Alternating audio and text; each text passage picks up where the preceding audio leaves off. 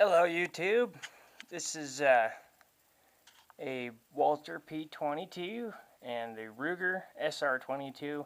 Quick little overview of it, I guess, some of my thoughts about them.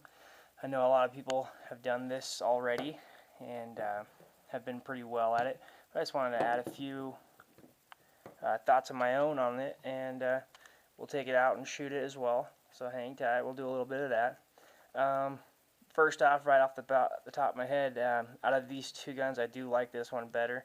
This one just shoots way better out of the box.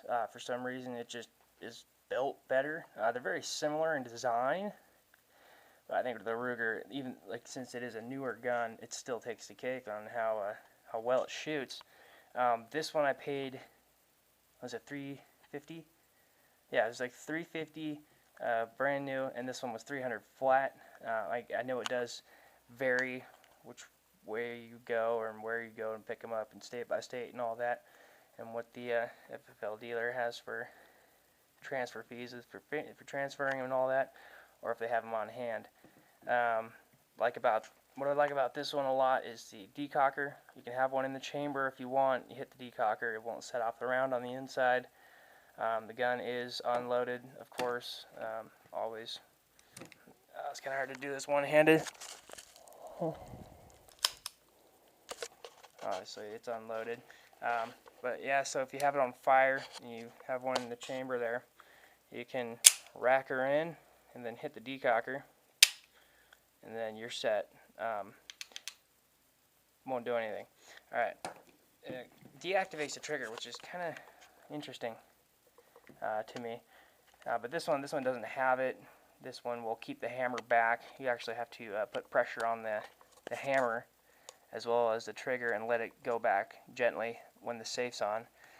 If you notice, like, it's on safe, and then when you do that, it actually brings it up to the firing pin, the back of it at least.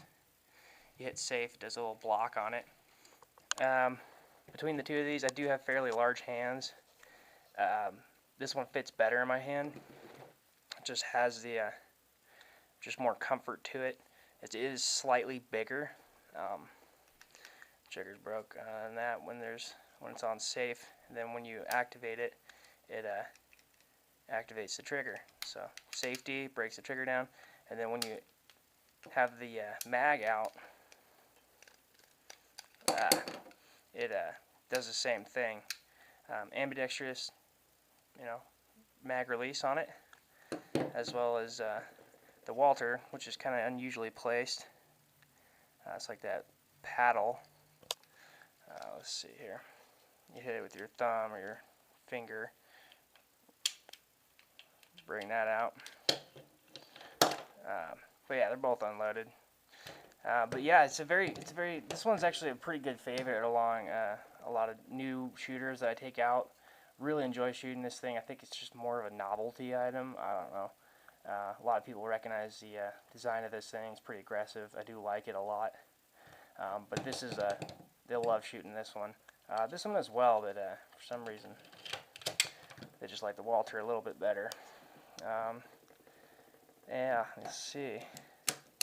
Both of them are threaded barrels, so you can fill out your Class 3 forms and get your suppressor going if you want to do that.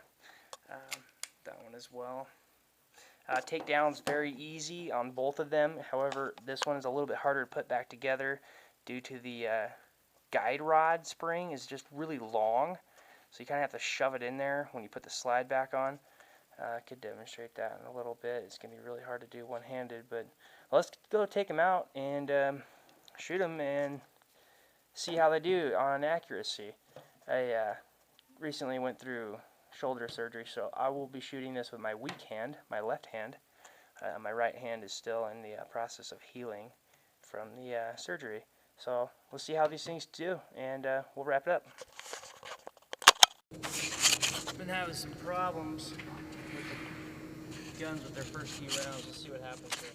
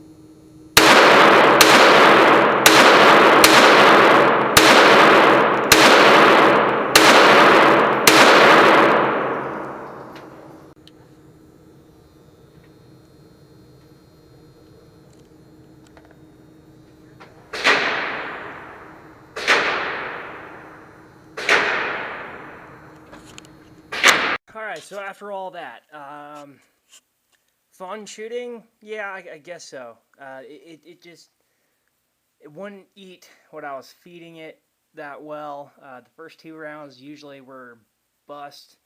I mean, these are both new guns, so with that being said, I should be putting CCI through it, about 500 each on each gun, and then it should be able to eat anything. But still, I mean, out the box reliability, no, not really until they break in, I guess. Would I carry this to defend myself? No, absolutely not. I've got plenty of other handguns and firearms for that specific purpose. These are just for fun, for new shooters. It was a little difficult with my left hand, not using my right hand to was what I usually shoot with, but it's kind of good to shoot with both hands to get used to it, especially during the surgery thing. I carry too when I'm out in public, and if the case were to arise, I would have to use my left hand. But would I carry these? No. Are they fun? Hell yeah, you bet. Well, yeah.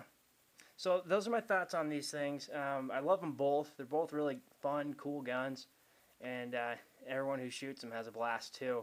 If you're thinking about picking one of these up, man, it's really hard to say which one to pick over the other. It's just preference, really. I recommend checking them both out before you make a decision. Another thing I really want to point out, though, is the rails on this gun, the Picatinny rail. It's got those 3 slots for, accessories, and this one just has one. Just a little minor point in that. But super fun guns, and if you pick one up, enjoy it. Thanks, guys. We'll see you next time.